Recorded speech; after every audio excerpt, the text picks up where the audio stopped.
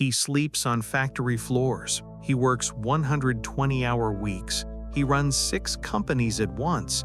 And when someone asks why, he just says, someone has to.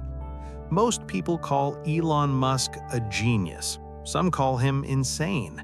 But psychology tells a very different story, one that has nothing to do with genius and everything to do with survival. Elon Musk grew up in South Africa, and by almost every account, his childhood was brutal. His father, Elon Musk, has been described as emotionally abusive, cold, controlling, and deeply critical. Elon was bullied relentlessly at school. At one point, he was thrown down a flight of stairs and beaten unconscious.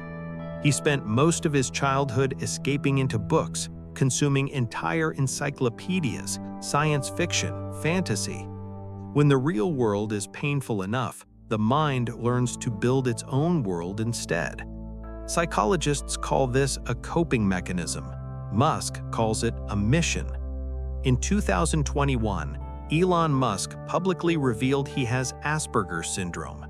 This explains a lot: the hyperfocus, the social difficulty, the inability to understand why others don't work as hard as he does.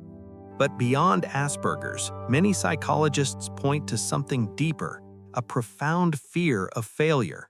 Not the casual kind, the existential kind, the kind that makes you feel like if you stop, everything falls apart. This fear doesn't slow Musk down, it drives him forward at a speed most humans cannot sustain. And that is both his greatest strength and his most visible wound. People close to Musk describe him as someone who cannot truly relax. Even on vacation, he's working. Even at dinner, he's thinking about rockets. His ex-wife, Justine Musk, once wrote, "He does not know how to be a passenger, ever." This is textbook hypervigilance, a trauma response where the nervous system never fully feels safe enough to rest. The body learns, if I stop, something bad happens, so it never stops. For Musk, building companies isn't just ambition, it's the only way he knows how to feel in control.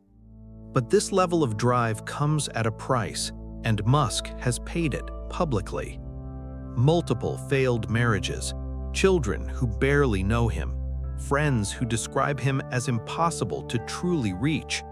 In 2018, during the Tesla production crisis, he broke down in an interview, admitting the cost of his obsession. "I never thought I'd be someone who'd say this, but this past year has been one of the most difficult of my life."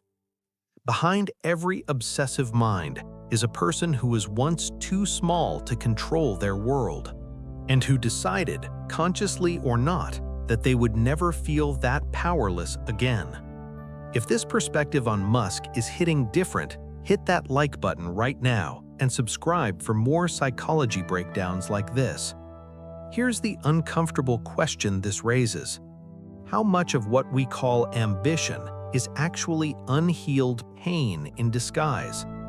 How many of us are building, achieving, hustling, not because we truly want to, but because stopping feels terrifying? Elon Musk is an extreme example, but the psychology isn't rare.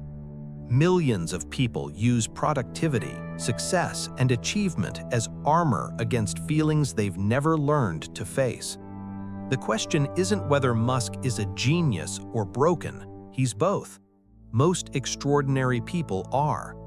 The real lesson from Elon Musk's psychology isn't about working harder.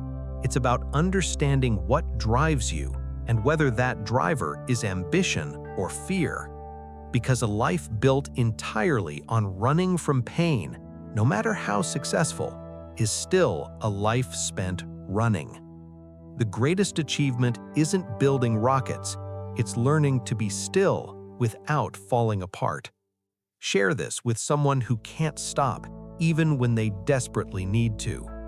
And subscribe, because the most powerful thing you can do is understand the mind behind the machine.